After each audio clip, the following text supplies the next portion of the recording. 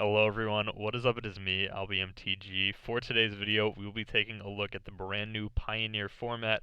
I have 10 deck lists that we're going to go over in today's video in case you guys want to, recreate one of these decks since the Pioneer format does go live on Magic the Gathering Online tomorrow. Or maybe this will give you some inspiration. Maybe you'll see, an interaction that you didn't think of before, and maybe you'll want to start putting that together. Before we get into this, I just want to give a quick little update and stuff. I haven't really done much with the channel over the past 2 or 3 months. School has started up again, and so there's been a lot of my time dedicated more towards the studies than towards YouTube and content creation. I've also been doing a little bit more with competitive Magic than I had previously, so a lot of the free time that I did have dedicated to Magic went into practicing for bigger tournaments that I'm going to be attending instead of producing content. And in terms of the YouTube channel, even though I wasn't producing a ton of content here on the YouTube channel, I was still streaming over on Twitch. I write articles for CardSphere, who this video is also sponsored by. Shout out to CardSphere. Appreciate you guys. So there was, I've been active on Twitter, all this other kind of stuff. So I've been still around the Magic community and, doing my Magic thing, but just hasn't necessarily been here on the channel, but I hope to change that here in the near future. With that being said, let's go ahead and start talking about Pioneer. For those of you who don't know what Pioneer is yet, brand new format created for Magic the Gathering, where we're starting with Return to Ravnica and going forward. So all sets from Return to Ravnica up until now are going to be legal in this format, as long as they were standard legal, so no like Commander products or anything like that. And the only banned cards as of right now are the 5 fetch lands from Khans of Tarkir, Wooded Foothills, Polluted Delta, Flooded Strand, Bloodstained Mire, and I'll get there. Give me a second. Windswept Heath. There we go. So those are the cards currently banned. Everything else is able to be played. There's no other, banned cards right now. So a bunch of decks are playing really powerful cards. Like here, you'll see a card like Dig Through Time is here in my deck. This card is banned in Modern. I think restricted in Vintage and banned in Legacy. I'm not 100% sure about the restricted in Vintage, but I think it is. So this is a very, very powerful card that we're working with here. And so it's not just, it is an extension on Standard, but it's not a bunch of weak cards like you would expect from, Standard. This is a bunch of very strong, very powerful cards. And so I'm excited for it. It's also going to be a competitive format, which means that there's going to be Grand Prix, Pro Tour qualifiers, all these other events that are the Pioneer format. And so with that being said, I put together 7 deck lists here that are my own, and then I found 3 other deck lists on MTG Goldfish that I liked, and we're going to go ahead and talk about them. So now that I've probably rambled for like 5 minutes without going over any of the decks, let's go ahead and get into deck number 1, which is Paradoxical Outcome. Paradoxical Outcome was a deck that I played Standard for a little bit, focusing around this card here, Paradoxical Outcome. 3 and a blue for an instant, return any number of target non-land, non-token permanents you control to their owner's hand. Draw a card for each card returned to your hand this way. So the thing that we're going to be returning with Paradoxical Outcome are 0 mana artifacts. So here you'll see Bonesaw if the image wants to load. Why is it doing this? There we go. Here you'll see Bonesaw, 0 mana artifact. Briber's Purse here is an X, so we can cast it for 0 and have it be a 0 mana artifact. Mox Amber, which is a 0 mana artifact that also works with legendary creatures, and we do have a couple of those. We have Emry, Lurker of the Loch, as well as Psymaster Thopterus. And then the other 2 are actually cards that you would normally see in sideboards, but because they're cheap artifacts, we get to run them in the main. And so that's 3 copies of Tormod's Crypt for some graveyard hate, as well as 2 copies of Pithing Needle to name things like Aetherworks Marvel, or a powerful planeswalker like Oko, Teferi Hero of Dominaria, something like that. And then the way that we win the game is we cast a bunch of spells in one turn, gain some life here with the Aetherflux Reservoir. Whenever we cast a spell, we gain 1 life for each spell we've cast this turn, and then we can pay 50 life to deal 50 damage to target creature or player. In the sideboard, I put in a little bit more interaction for the creature decks. We've got some unsummons here. Padim is a way to give our artifacts hexproof to protect the Aetherflux Reservoir. I also put in a little bit of a sideboard plan here with Ensoul Artifact. Why are all of these, man, I'm sorry guys. Whenever I hover over these pictures, it's supposed to like stay hovered, but it's not for some reason. We have Install Artifact to turn our 0-mana artifacts into 5/5s because most of the time our opponents will be boarding out their removal spells, as well as Skilled Animator, which does a very similar thing for 1 more mana and also puts a 1/3 body on the table. We're also playing 1 Altar of the Brood in the side because there are ways to give yourself hexproof, so cards like Leyline of Sanctity, as well as I think Aegis of the Gods is legal as well, which gives its controller hexproof. So Altar of the Brood is a way for us to get around those white cards that are able to give our opponents hexproof. Spell Pierce here for a little bit more counter magic to go along with Metallic Rebukes that are already in the main. And that's basically about it for this deck. So we're kind of like a Storm combo deck, where we're trying to cast a bunch of these 0-mana artifacts, draw a bunch of cards, and then eventually win through Aetherflux Reservoir. Played this deck in Standard, had a blast with it, absolutely love it, and that'll take us on to deck number 2 that I came up with, which is just a simple blue-white spirits list. It's nothing too fancy. I've seen a few other people who have also tried to put together blue-white spirits. Notably, some of the decks that I'm using in this video, I either made yesterday or very recently, because the format's only been out for like a day and a half, something like that. So it is very possible that I could have the same ideas as some other people, and I've seen a lot of other blue-white spirits lists going around, and so that's just one of the decks that overlaps a little bit. Some great spirits here, combining some of these Eldritch Moon spirits like Mausoleum Wanderer, Rattle Chains. I guess this is Shadows over Innistrad, not Eldritch Moon, but still, Rattle Chains, Selfless Spirit here. And then those kind of cards, along with like Spellqueller, Nebelgast Herald, those go really well with some of the cards that we've gotten in core sets recently, such as the Supreme Phantom here, which gives our other spirits +1/+1, so it's a Lord effect, as well as the Empyrean Eagle, which gives other creatures we control with flying +1/+1, so it's again another kind of Lord effect. This one not being a full Lord though, because we are playing 4 copies of Mutavault. Mutavault is, man, why is it doing that? There we go. Mutavault is all creature types, so it will get the +1/+1 for being a spirit from the Supreme Phantom, but it doesn't have flying, so it doesn't get the +1/+1 from the Empyrean Eagle. We're also playing some Spell Pierce as a little bit of interaction in the main, as well as Curious Obsession. It's a way to draw a few more cards. I think card draw is really important in these creature-based decks, so if you have a way to slip a little bit of card draw in there, it can be really, really good for your creature-based strategies, and so Curious Obsession is just a way for us to do that. Again, we're just blue-white, nice and simple. Glacial Fortress, Hallowed Fountain, some Unclaimed Territories here as well to help us cast our spirits, and then we've got the 4 Mutavaults as well as some basics. In the sideboard, we've got some stuff for control, like we've got Dovin's Veto as well as a full playset of Teferi.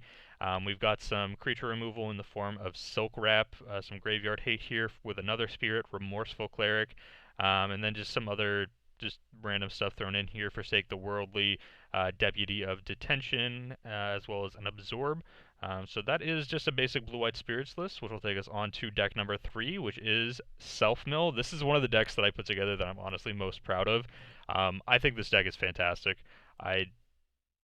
These are not the kind of decks that I would normally brew, but I had the idea for this one because I've been playing it recently a lot in Standard, a similar strategy, and so it gave me the idea to see if I could put it together here in Pioneer, and I think that this deck is actually just incredible. So the way that we're doing this, as you can see, it's self-mill, so we're going to be targeting ourself with effects like Merfolk Secret Keeper here. So this says target player puts the top 4 cards of their library into their graveyard. We're going to target ourselves and mill the top 4 cards of our library. We have cards like Tome Scour, 1 mana, top 5 cards of our library into our graveyard. Strategic Planning, which lets us look at the top, man, there we go. Let's us look at the top 3 cards of our library, put 1 of them into our hand and the rest into the graveyard. So again, we're moving 2 cards from our library into our graveyard, as well as getting to replace itself. So if we want to draw, something else, then we can. We also have Stitcher Supplier, which allows us to mill ourselves upon ETB as well as upon death. And then finally, there is breaking and entering. You don't really need to know too much about the entering side, but breaking is a blue and a black to mill the top 8 cards of our library. So there are a bunch of ways for us to put things into our graveyard, and so what are our payoffs for those? Payoffs are going to be Narcomoeba. If Narcomoeba is put into your graveyard from your library, you may put it onto the battlefield. Prized Amalgam here, which says whenever a creature enters the battlefield, if it entered from your graveyard or you cast it from your graveyard, you can return Prized Amalgam from your graveyard to the battlefield tapped at the beginning of the next end step. And then we also have Arclight Phoenix, which is a great card to mill, and then we can eventually get back just by casting 3 instant or sorceries. And then we have Haunted Dead as well, which we can pay 2 mana and discard 2 cards to return it to the battlefield tapped, and when it enters the battlefield, we get a 1/1 White Spirit with it as well. Other cards that we're looking to mill would be Creeping Chill. So when this one is put into our graveyard from our library, we can exile it, and then if we do, Creeping Chill deals 3 damage to each opponent, and we gain 3 life, so it's just a free Lightning Helix if we mill over it. This card, I think, is extremely, extremely powerful. I honestly think Creeping Chill is busted and probably should have never been printed, but that's a completely different story. This card is just very strong, and so if you want to play with it, this is a great opportunity to do so. So that's basically it for this deck. We have some interaction in the form of Thoughtseize, as well as some other cards that we could mill over and still be fine with. So Claim to Fame here, if it wants to show up. Claim to Fame, the claim part is return target creature card with converted mana cost 2 or less from our graveyard to the battlefield. So that's another way that we could get back the prize amalgams, is if we claim something like a Narcomoeba, Stitcher Supplier, or Merfolk Secret Keeper from our graveyard back to the battlefield. And then also the Fame ability here is in the Aftermath, so we can cast it from the graveyard. Target creature gets +2/+0 and gains haste until end of turn. And then we have Driven to Despair, which a lot of the time we're not going to be casting the Driven side. We have the opportunity to do so because we're playing cards like Mana Confluence in our mana base. But the Despair side is the really good one. Gives our creatures Menace until end of turn, and whenever they deal combat damage to a player, our opponent discards a card. So it can definitely do a lot of work. And so this is just a really sweet deck. In the sideboard, we've got things like Spell Pierce, Fatal Push, the 4th Thoughtseize, Abrupt Decay to help us get rid of opponent's graveyard hate. I actually think I'm supposed to go up to 4 Abrupt Decays, reduce the number of Spell Pierces, go up the number of Abrupt Decays, and possibly add in some Assassin's Trophies in the sideboard as well, because there is some pretty decent graveyard hate in this format. You have things like Tormod's Crypt, Graph Digger's Cage, and Rest in Peace to all deal, also in Scavenging Ooze to deal with these graveyard strategies, so there are ways to combat these strategies. We also have 2 copies of Collective Brutality, an additional Driven Despair, and then 2 copies of Cut to Ribbons. Again, the cut side could be great against some creature decks, deals 4 damage to a creature, and then Ribbons, each opponent loses X life, so we can use that essentially as our Conflagrate, which is a way for it to just come out of the graveyard and do a bit of damage out of nowhere. Mana base is a little bit shaky because we have access to 4 different colors here. We're playing everything but white. The blue and the black are the main colors, but red is a little bit of a splash, and green is a little bit of a splash. So a little bit of a shaky mana base, but I still think this deck is very strong, and once the format comes out on MIGO tomorrow, this is the first deck that I'm going to be trying out. Next up, we have deck number 4. This is going to be Jeskai Affinity. This is an aggro artifact deck featuring cards like Ornithopter, Bomat Courier, and one of my favorite cards ever printed, Ginger Brute. So it has these very aggressive artifact cards. Toolcraft Exemplar is essentially a 1-mana 3/2 in this deck, which again is very aggressive, very good. Steel Overseer helps us put counters on our artifacts, and we're also making on our artifact creatures, I should say. And we also have Smuggler's Copter in the deck, which once we crew becomes an artifact creature. That'll work well with the Steel Overseer. And Servo Exhibition gives us 2 1/1 Servo tokens, which are also artifacts that again work pretty well with the Steel Overseer. In terms of spells that aren't, attacking our opponent, you could say we have Springleaf Drum, 1-mana artifact, allows us to tap and tap an untapped creature we control to add 1 mana of any color to our mana pool. Gives us access to the more expensive things in our deck a little bit earlier. Allows us to maybe play a 2-drop and a 1-drop on turn 2 instead of just the 2-drop. So this card can be pretty nice for us. Only 2 of them in the deck, nothing too crazy, because we don't have access to things like Memnite, which is another 0-mana artifact creature that would normally work pretty well with a Springleaf Drum, but Modern Affinity has access to that. We personally don't. We have Shrapnel Blast, which allows us to sacrifice an artifact to deal 5 damage to any target. If we need to kill a creature with 5 toughness, like a Reality Smasher, a Tassiger, Gurmag Angler, something like that, Shrapnel Blast is a way to do that. All we have to do is sacrifice an artifact, and again, you can see that we're making tons of artifacts here. So we have the artifacts to sacrifice to this. If our opponent goes to like cast a removal spell on, you know, one of our artifact creatures, like maybe a Steel Overseer or something like that, we can sack it in response to deal 5 damage to our opponent, which again is great for an aggro deck. We already talked about the Smuggler's Copter, so that takes us onto the 2 enchantments. All that glitters is essentially cranial plating in this deck. 2 mana enchantment, enchants a creature, and it gets +1/+1 for each artifact and or enchantment we control. So that can just scale out of hand very, very easily, as well as Insult Artifact, which turns our artifact creatures into, well, which turns an artifact into a 5/5 creature. So we could do something like turn this Ornithopter here into a 5/5 flying creature. There we go. As you can tell, it's been a little while since I've made a YouTube video. Have to get used to it again. So we can make a 5/5 Ornithopter here with flying. We can make a 5/5 Ginger Brute with haste, and that also can't be blocked except by creatures with haste. That seems pretty good. We could also put it on a Darksteel Citadel, which is an indestructible artifact land from M15. And if we put Insult Artifact on that, then we're looking at a 5/5 indestructible as early as turn 2. So this deck it has some very, very explosive starts. Mana base is also just pretty easy, even though we're 3 colors. A lot of the cards that we're casting are colorless, so we get to play things like Spire of Industry, as well as 2 Mana Confluence, but we also get to play like the 4 Darksteel Citadels, like I said. So having some number of like fast lands, shock lands, as well as a couple Mana Confluence should be more than enough to make the 3-color mana base work. Again, we have Mana Confluence and Spire of Industry to cast whatever we need it to. And then in the sideboard, we have 4 Hangerback Walkers for the matchups that are going to be a little bit more grindy, the mid-range kind of matchups. Tormod's Crypt for Graveyard Hate, Pithing Needle to name activated abilities, Spell Pierce to counter some spells, Silk Wrap to get rid of some of our opponent's creatures. Also notably, Silk Wrap is an enchantment, so the All That Glitters, the cranial plating effect that we have in this deck, would get +1/+1 to whatever the other creature is, because it counts the number of enchantments we have as well as artifacts. So that's why I went with some enchantment-based removal spells like Silk Wrap in this deck.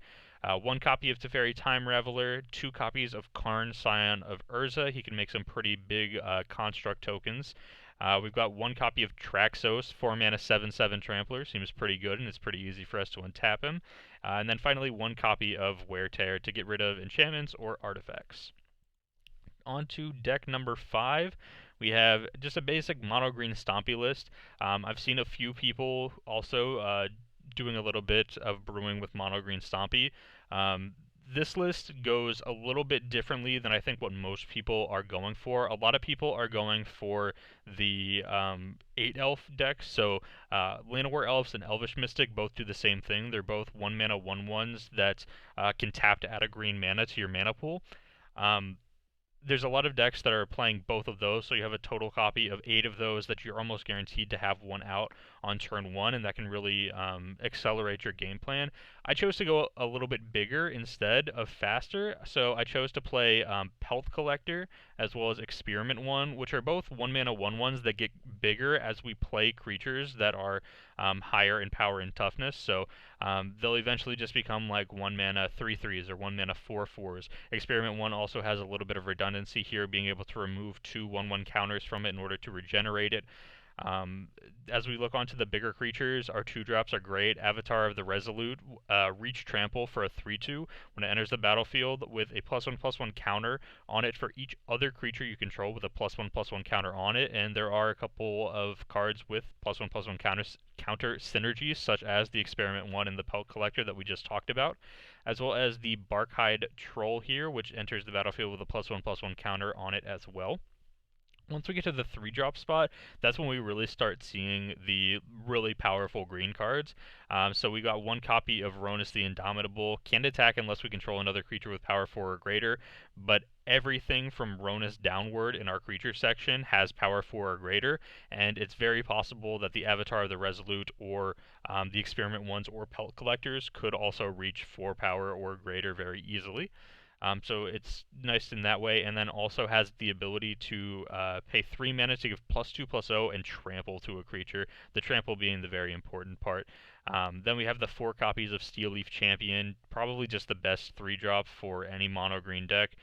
3 copies of Questing Beast. This card is disgusting, and so getting to play some copies of it here in mono green, I think, is a fantastic place for it.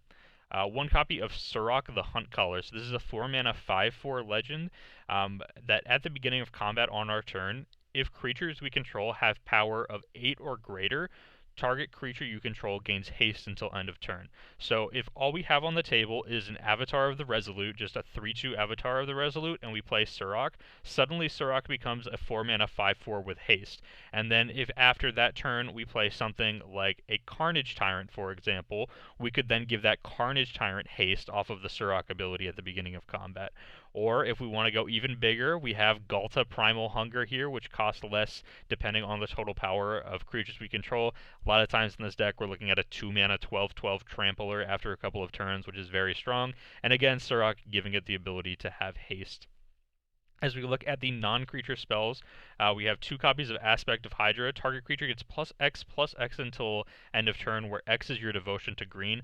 A lot of people are playing 4 copies of this, but I like the 4 copies of Aspect of Hydra a lot more in those elf decks, the ones that are running the 4 Llanowar elves for Elvish Mystic in them. I like those mono green devotion decks a little bit better for Aspect of Hydra. I think it's fine here, but it's not a 4 of in this deck.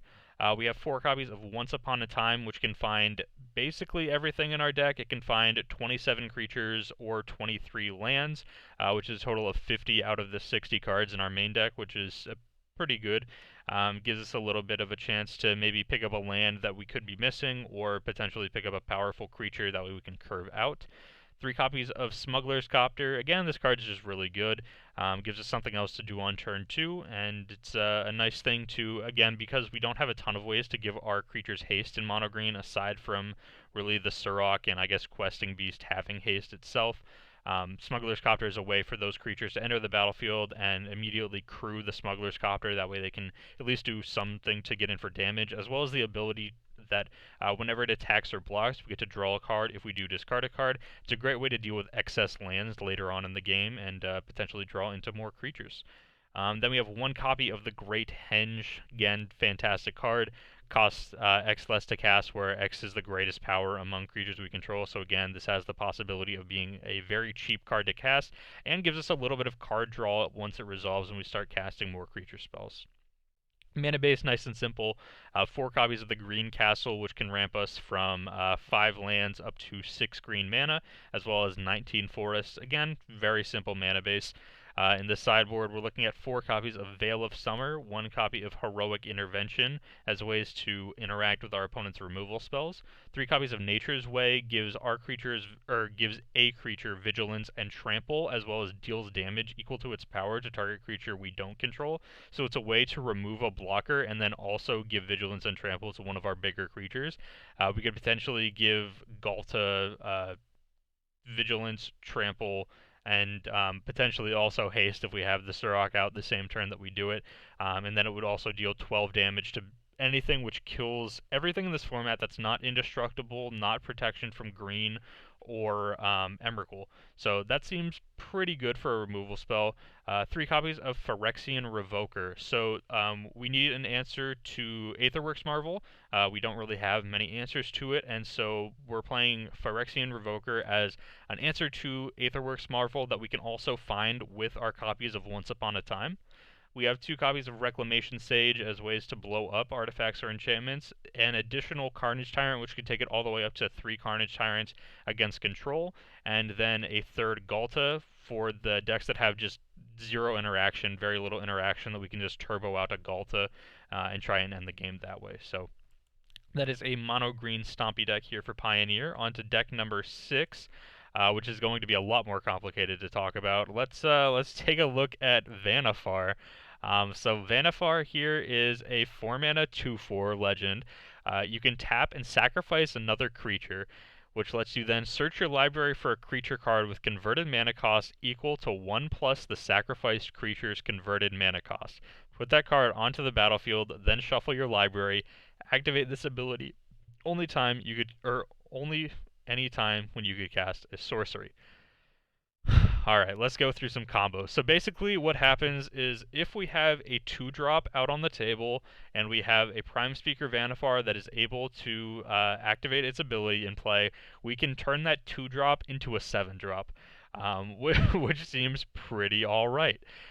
So in the deck we have, I guess we'll just go through the combo first and then we'll talk about ways to do it. So we have the Prime Speaker Vanafar, which has to tap and sacrifice another creature to get us a creature with converted mana cost equal to the sacrificed creature +1. So what we have here is a Paradise Druid or a Sylvan Caryatid, and we're going to tap them for a white mana. And then we're going to sacrifice them to Vanafar's ability, and the card that we're going to find off of Vanafar is going, or off of the ability then, is going to be Bounding Krasis. Bounding Krasis is a 3/3 with flash. When it enters the battlefield, we can tap or untap target creature. We're going to have it untap our Vanafar, that way we can have another Vanafar activation. Once we untap our Vanafar, we're then going to tap it again to sacrifice our Bounding Krasis. That Bounding Krasis then turns into a 4-drop, where we can either find Breaching Hippocamp or a Sparring Mummy. Both of them, when they enter the battlefield, we untap target creature. We will untap a Vanafar. So now we use the Vanafar again to activate the ability to find a 5-drop. The 5-drop we have here is Samut, Voice of Dissent. This is also why we made a white mana with the Paradise Druid and the Sylvan Caryatid. So Samut has a way for us to untap another target creature, and it has haste, so we can instantly use that white mana that we floated, as well as tapping Samut to, again, untap the Vanafar, which then lets us sacrifice Samut, so then we can go find a 6-drop. The 6-drop we're going to find is Woodland Bellower. If he wants to show up, there we go, Woodland Bellower. So when he enters the battlefield, we can search our library for a non-legendary green creature card with converted mana cost 3 or less, put it onto the battlefield, then shuffle our library. So now in play, we have a Vanafar, a Woodland Bellower, and we get to put another green 3-drop from our library onto the battlefield. And the card that we're going to find is, again, Bounding Krasis, which will again untap our Vanafar. So now we have Bounding Krasis, Vanafar, as well as Woodland Bellower. Then what we're going to do is use Bounding Krasis again. We're going to have it untap the Vanafar, sacrifice Bounding Krasis, find again either Breaching Hippocamp or Sparring Mummy, and then we could find Samut again through that, because we'll untap the Vanafar using either the Hippocamp or the Mummy. So then we have the opportunity to either use Samut with haste, a hasty Woodland Bellower, as well as I'll figure it out in a second here, just give me a moment, as well as the Vanafar, or we have the ability to sacrifice the Woodland Bellower, which would then let us find one of our 7-drops. So we could find the 7-drops being Agent of Treachery, allows us to gain control of a target permanent, so we could gain control of potentially a Planeswalker or something very powerful that our opponent has. An Angel of Serenity, which when it enters the battlefield, we can exile up to 3 other target creatures from the battlefield and or creature cards from graveyards. And then when Angel of Serenity leaves the battlefield, you return the exiled cards to their owner's hands. So this is a way to temporarily get rid of blockers from our opponent, or potentially a way for us to return 3 creatures from our graveyard back to our hand once they deal with the 5/6 flyer that is Angel of Serenity. And then the other one that we have here is Hornet Queen, which is a 7-mana 2/2, which doesn't sound great, but it is flying and death touch, and when it enters the battlefield, it makes 4 1/1 green insect creature tokens that are also flying and death touch. So we have the ability to have Samut in play, Vanafar in play, and one of these 7-drops in play. Samut would give the ability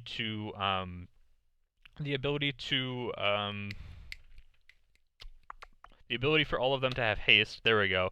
I'm sorry, this is a really complicated deck. Samut would give the ability to have all of those creatures, then the 7-drop, the Samut, and the Vanafar having haste, and then we could attack our opponent.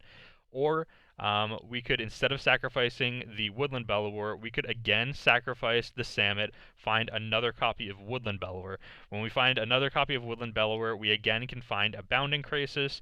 Bounding Krasis again finds the 3rd copy of Breaching Hippocamp or Breaching Hippocamp or Sparring Mummy, which again we then untap Vanafar, sacrifice it, or actually we don't sacrifice it, I apologize. Or, yeah, we do. We still have one Samet left. So then we can sacrifice it, go find the second copy of Samet, untap the Vanafar again using its ability, and then we can go find another Woodland Bellower. So then we would have 2 Woodland Bellowers in play, a Vanafar in play, and whatever we find off of the Woodland Bellower, which again could potentially be another Bounding Krasis, but it doesn't go too much crazier from there once you've already put 2 of them on the field. So you could probably go for something instead like a Knight of Autumn or a Renegade Rallier to return back the 2-drop that we sacrificed, either the Paradise Druid or the Sylvan Caryatid. So there's a lot of potential play here, a lot of toolboxy cards that we get to play, and it can do a lot of very, very crazy stuff, as you guys heard by me taking like 10.5 minutes just to explain how the deck works. We are playing a bunch of different colors here. We have red, green, white, and blue, so everything but black, and that's not even true either. We have a black card over here in the sideboard in Golgari Finebroker. So we have 34 creatures, 22 lands. The only other spells that we have are Once Upon a Time. Again, allows us to potentially search for our Vanafar a little bit quicker, or potentially find a missing colored land that we need, like maybe pick up the Mana Confluence, or if we're missing a blue source, maybe pick up a Breeding Pool or a Temple of Mystery, something along those lines. In the sideboard here, we have 2 Blossoming Defense as ways to protect Prime Speaker Vanafar, as well as, again, 4 copies of Veil of Summer, and the remaining, I believe it's 9 cards, are all just Silver Bullet 1-ofs. So we have the Phyrexian Revoker, which we, again, could name something like Marvel or something like a Planeswalker. Remorseful Cleric to deal with graveyards. A second copy of Knight of Autumn, since we have 1 in the main already. Again, this card is just great. Could deal with artifacts, enchantments, or just be a 4/3. Prowling Serpentard against control. This one can't be countered, and then creature spells we cast can't be countered. Clever Impersonator, which once we find Clever Impersonator, it'll enter the battlefield as a copy of any non-land permanent, so we could potentially use this Clever Impersonator to copy, again, an opponent's Planeswalker, an opponent's powerful artifact or enchantment, something like that, or just the best creature on the field. Then we'd get one of our own. A Golgari Finebroker if we need to get back a key piece to the deck from our graveyard. Lavinia shuts down the red decks, 5 mana 4/4 protection from red, and we get to detain each non-land permanent our opponents control with converted mana cost 4 or less. We have a Tristani Discordant here, which creates a couple of 1/1s and gives our creatures +1/+1. And then last but not least, we have a Carnage Tyrant, which again we could find and bring in against the control decks. So it's a very complicated deck, but also a very fun one. There's a lot of very intricate lines of play, figuring out when you can combo off and all this other sort of stuff. Very, very sweet deck, and that'll take us on to the final one. So after building Vanafar, I was feeling in a combo mood, and so I put together another combo deck. We have Marwin Combo. For those of you that don't know how Marwin Combo works, it revolves around Marwin the Nurturer, which is a 3-mana 1/1. Whenever another elf enters the battlefield under our control, we put a +1/+1 counter on Marwin the Nurturer, and then it can tap to add an amount of green equal to Marwin's power. So, what we're looking to do here is increase Marwin's power, that way it taps for a bunch of mana. And while we're doing this, increasing the power, we're also going to be untapping the Marwin so that we can continuously tap it for more mana. So we have Elvish Mystic and Llanowar Elves, which once they enter the battlefield with a Marwin in play, Marwin does get a +1/+1 counter since they are both elves, but mainly they're here to ramp out the Marwin on turn 2. From there, we have 4 Blossoming Defense to give the Marwin +2/+2 and also give it hexproof on the turn that we're looking to go off with Marwin. And then we start getting into the fun cards. So we have 4 Bursts of Strength. 1 mana instant, put a +1/+1 counter on target creature and untap it. So it grows Marwin and untaps it so that we can tap it again to add more mana. Now we have Ornamental Courage. 1 green mana for an instant, untap target creature. It gets +1/+3 until end of turn. So again, allows us to grow our Marwin for the turn as well as untapping the Marwin so it'll tap for more mana. Stony Strength, basically the same exact thing as the Burst of Strength that we just talked about before. 1 mana for an instant, put a 1/1 counter on target creature we control, that'll be Marwin, and then we get to untap that creature. So again, we can tap it for more mana. So as you can see, we are making a ton of mana here with Marwin. Vines of the Recluse, again, just another copy that does the same thing, gives it +1 power as well as untaps it for 1 mana. So those are the cards that we have to increase Marwin's power and to untap Marwin. To go along with the combo then, since we have a bunch of mana, we need things to do with that mana. So what we're going to do is cast Return of the Wild Speaker, which is 5 mana, and then it lets us draw cards equal to the greatest power among non-human creatures we control. So let's say Marwin the Nurturer is like a, let's be, fair here. Say like maybe a 6/6 or I guess the toughness is going to be dependent on what cards you're casting. But let's say it has 6 power or 7 power at this point in the game. Using Return of the Wild Speaker, that's going to draw you 6 or 7 cards, and then that should draw you into another one of these effects that will allow you to untap the Marwin and continue the combo going. Return of the Wild Speaker is 5 mana, Rich Card's Expertise is 6 mana, but they both essentially do the same thing for us in this deck. And then the way that we eventually kill our opponents is either with an infinitely big Marwin. We could just, if they have no blockers and they're tapped out or whatever, we could just attack in with a giant Marwin. Most likely that's not going to be the case though, and we'll have to use Walking Ballista as the way to beat them.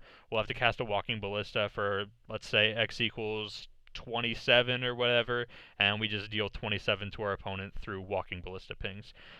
So it's a very sweet combo, makes a ton of mana, and we get to combo off very, very nicely here. Also, the Once Upon a Time is also in this deck as well because it helps us find our combo piece, which is Marwin.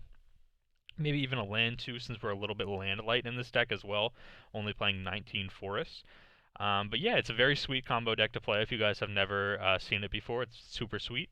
That'll take us onto the sideboard where we again have 4 Veil of Summer. As you can tell, I'm really valuing Veil of Summer in this Pioneer format. This is, I believe, the 3rd deck that we've looked at where I put 4 copies of Veil of Summer in the side.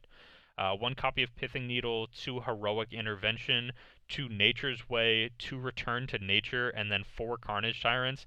For the matchups where they're looking to just like demolish our Marwin. They just board in 400 removal spells or whatever and aren't expecting us to have something other than the Marwin plan. Carnage Tyrant is a great card to sideboard in, and then we can potentially kill our opponents then via these Carnage Tyrants, and then maybe even a Walking Ballista, for just a couple points of damage as well.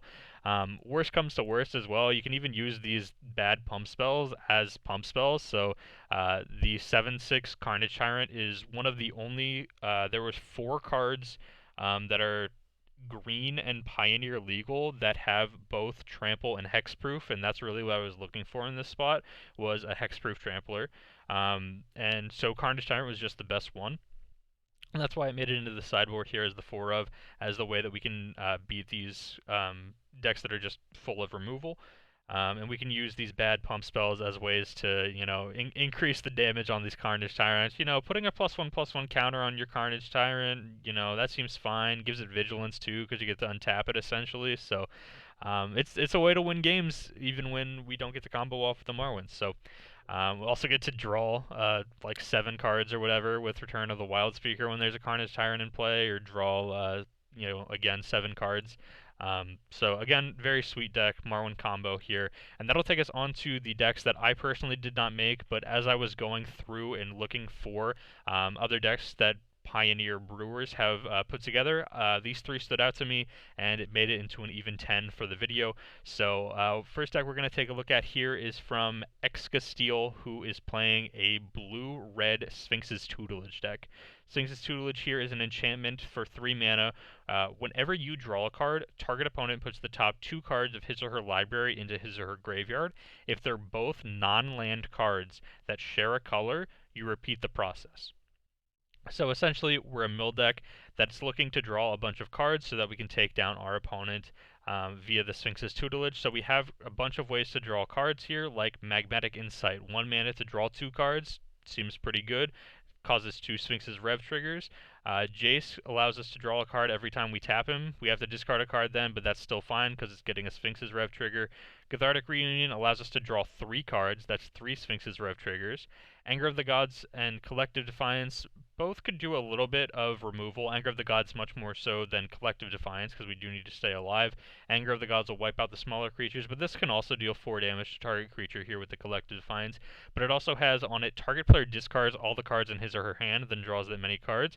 So let's say we have, I don't know, 4 or 5 cards in hand, and we have a Sphinx's tutelage on the field. We have 5 cards in hand. We cast this Collective Brutality. So now, when the Collective Brutality resolves, we have 4 cards in hand. We discard the 4 cards in our hand, draw another 4, and then that's 4 Sphinx's tutelage triggers then that go on the stack to beat our opponent. One Whelming Wave again to get rid of some of these creatures. Dig Through Time and Treasure Cruise are not banned in this format, probably will be soon, because they're just very, very good cards. And so you can see that this list is playing a total of 5 sum copies of Dig Through Time and Treasure Cruise. Fevered Visions is in here as a way to deal a little bit of damage to our opponent if we can't mill them out, like maybe they're playing something that for some reason or maybe they're playing like something that lets them reshuffle their graveyard into their library or whatever, like a Loaming Shaman or Gaia's Blessing, I don't know, something like that. Fevered Visions is a way to then beat them through damage. So it's, again, just a very good card and allows us to draw cards as well. This deck may seem like a meme, but Sphinx's Tutelage did win a Grand Prix while it was in Standard in a blue-red Sphinx's Tutelage deck. It was in the hands of Michael Majors and beat, I believe, Abzan Constellation in the finals of the GP. So it's a very good deck. It definitely has the power behind it. I'm not sure if it's going to be good enough here in this format where there are significantly more powerful cards, but don't sleep on Sphinx's Tutelage. This card is real. I also like 4 copies of Thing in the Ice on the side as well. Allows you to sideboard out of that mill plan and go for more of a beatdown plan here, where you play Thing in the Ice, these planeswalkers like Keranos, these two different Chandras, and then use Fevered Visions to then kill through damage instead. Chandra Flamecaller as well. So I like this list. I think it's pretty sweet. Exoseal did a great job with his blue-red tutelage list. And so that'll take us on to another one here, Sulty Seasons Control.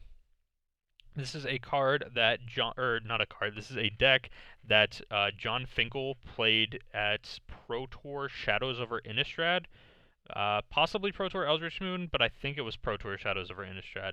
And basically the way that the deck works is it revolves around Seasons Past.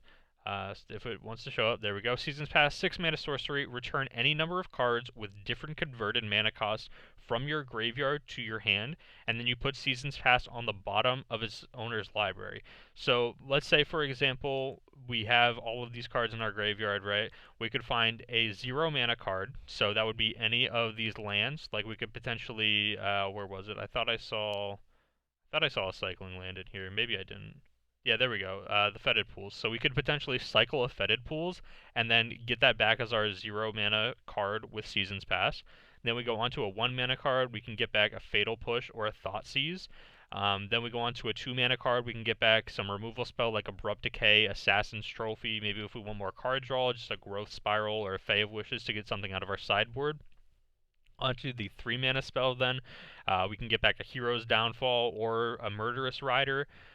Even a Villainous Wealth, which is in here as a 1-of, that you could potentially continue bringing back because the X counts as 0 here in the CMC, so only costs 3 CMC, so that's something you could get back.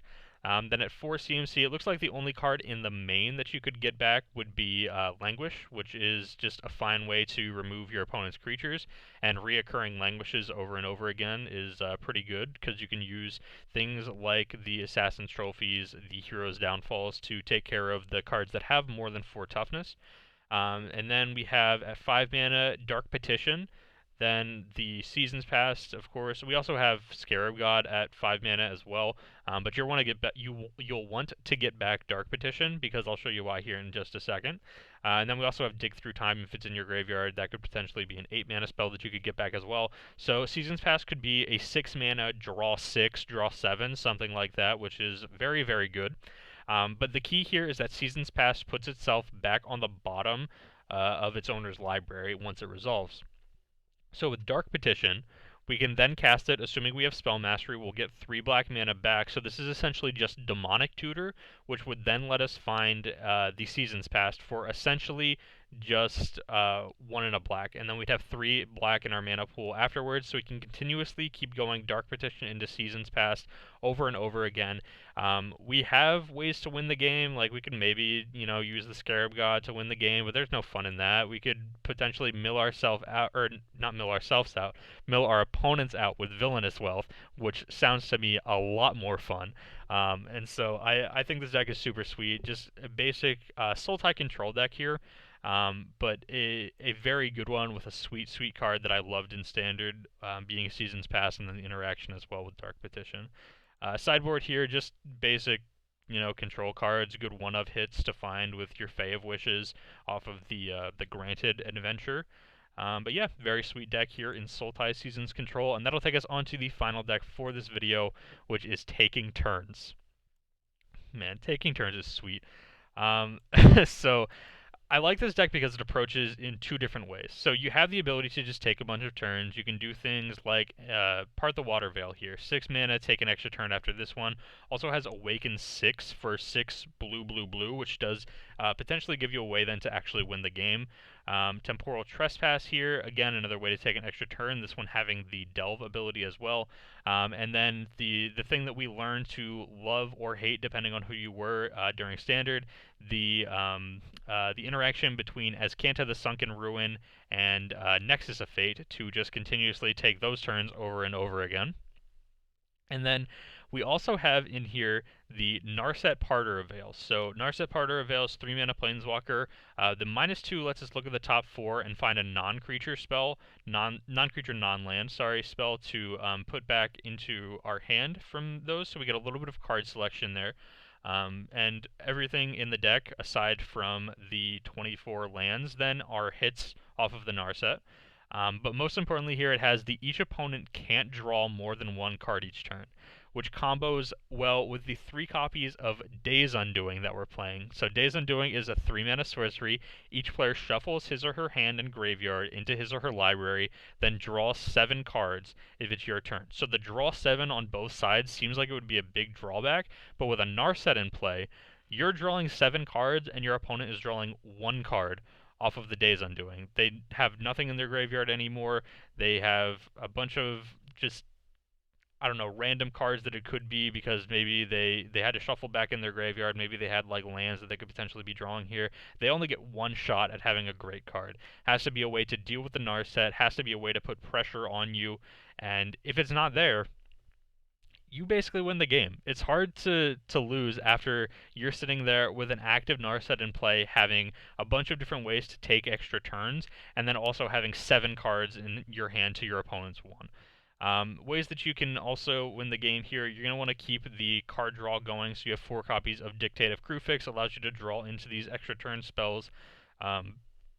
Over time, and then eventually you either mill yourself out by just, Nexus of Fating, taking, or not mill yourself out, mill your opponent out by Nexus of Fate, take the infinite turns, and then just, allow your opponent to mill themselves out.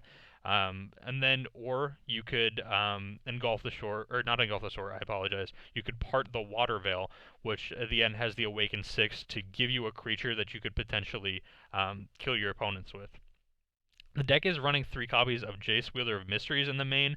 Again, it is a way for you to potentially win the game as well, with that ability being if you would draw a card while your library has no cards in it, you win the game instead. So I like Jace in this deck, but I think I like it much more as just a 1-of, maybe 2-of. I don't think I like Jace as a full 3-of here. I think I'd rather see some interaction, like maybe a second copy of Send to Sleep, or maybe something like I guess like Unsummon, or maybe like Spell Pierce, a little bit of counter magic to go along with the Sinister Sabotages. I don't know, something like that.